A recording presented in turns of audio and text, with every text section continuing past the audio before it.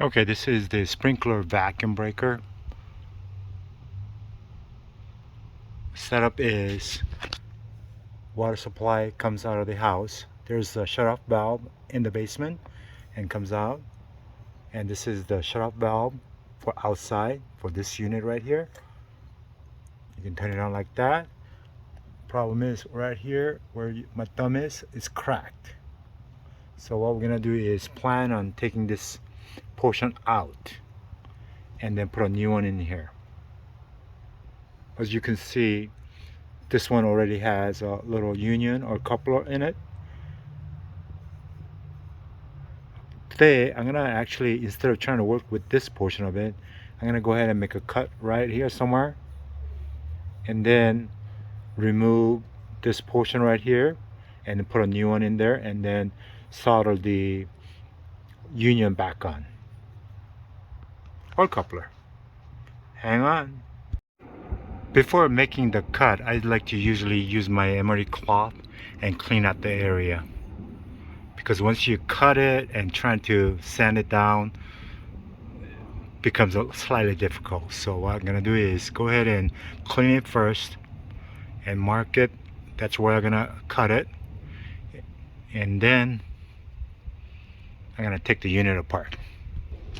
Okay, the section's been cut, so I'm gonna go ahead and remove this portion over here. It's a very close to the wall, so I don't think I'm gonna be able to just twist it, so I need to probably remove small section at a time. I'm not gonna videotape all that process, but we'll come back with the next progression. Okay, so every job is slightly different, and we'll try to make it easy as possible.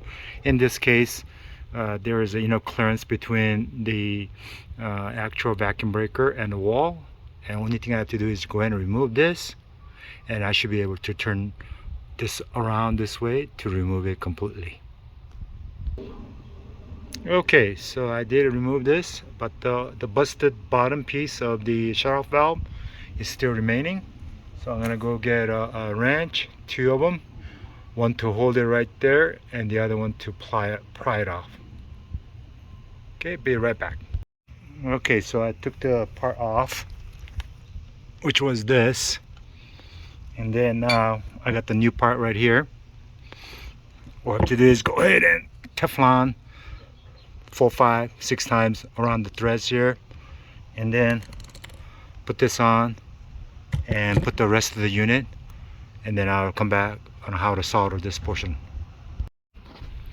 Okay, everything's back together with the new part that I installed right here, and then I did make a mark right here to make sure these union or the coupler, even though they have a dimple on it, it might slide down too much, so I wanted to make sure that's controlled. Okay, everything's soldered back on. All I have to do is just put things back together and test to make sure the solder is good, and turn the water on and test out the sprinkler zones.